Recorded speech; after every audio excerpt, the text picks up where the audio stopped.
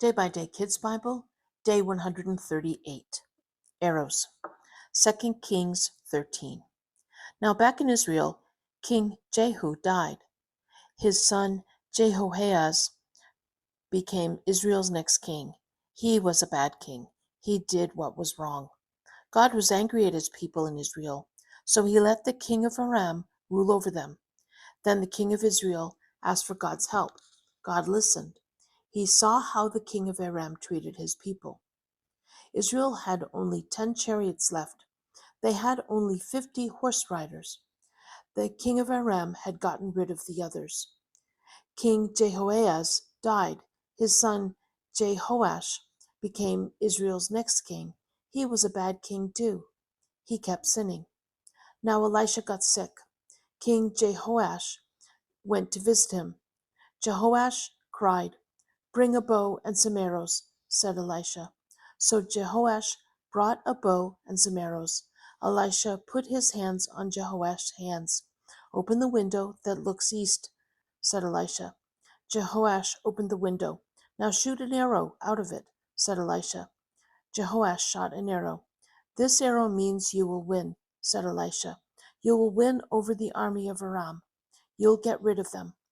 "Now hold the arrows," said Elisha. Jehoash held the other arrows. "Hit the ground," said Elisha. Jehoash hit the ground 3 times. Elisha was angry. "You should have hit the ground 5 or 6 times. Now you will win over Aram just 3 times." Later, Elisha died. His body was put in a grave. Sometimes enemy robbers came into the land. They came every spring. One day some people were putting a man's body in a grave. All of a sudden they saw the robbers coming, so they threw the body into Elisha's grave. The body fell on Elisha's bones. All of a sudden the man came back to life and stood up. Judah and Israel fight. 2 Kings 14. 2 Chronicles 25. Back in Judah, King Amaziah got his army together. He paid some men from Israel to fight with them. One of God's prophets came to Amaziah. "Don't let the men of Israel fight with you," he said. "God has left Israel. You might be very brave when you fight, but you will not win if they are with you. It's God who helps you win or lose." "What about the money I paid the army of Israel?" asked Amaziah. "God can give you a lot more than that," said the prophet. So King Amaziah sent the fighters from Israel home. That made them very angry at him. King Amaziah led his army into the Salt Valley. They began to fight the enemy. They won. But the men that Amaziah sent home began fighting his towns. They killed lots of people. Then they took whatever they wanted. King Amaziah brought the enemy's idols back with him. He worshipped them as if they were his own gods. So God was very angry at King Amaziah. God sent a prophet to him. "Why are you praying to these idols?" the prophet said. "They couldn't even save their own people from you." "Hush," said King Amaziah. "Who said you could tell me what to do?" Then the prophet said, "God plans to get rid of you. It's because you worship these idols and don't listen to me."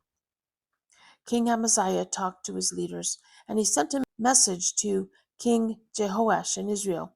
"Come out to fight us." Joash sent this message back. "You won your fight, so you are proud.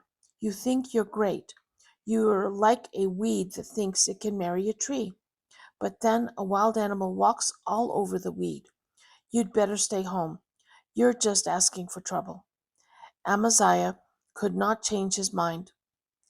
God was working to tear him down because he worshipped idols.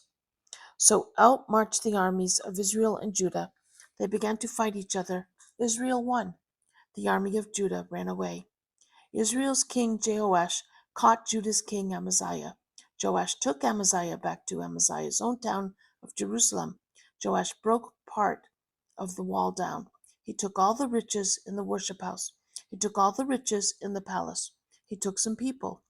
Then he went back to Israel, leaving Amaziah with no riches. Sometime later, King Jehoash died. His son Jeroboam II became Israel's king. He was a bad king. He did what was wrong. The prophet Jonah lived while Jeroboam was the second king.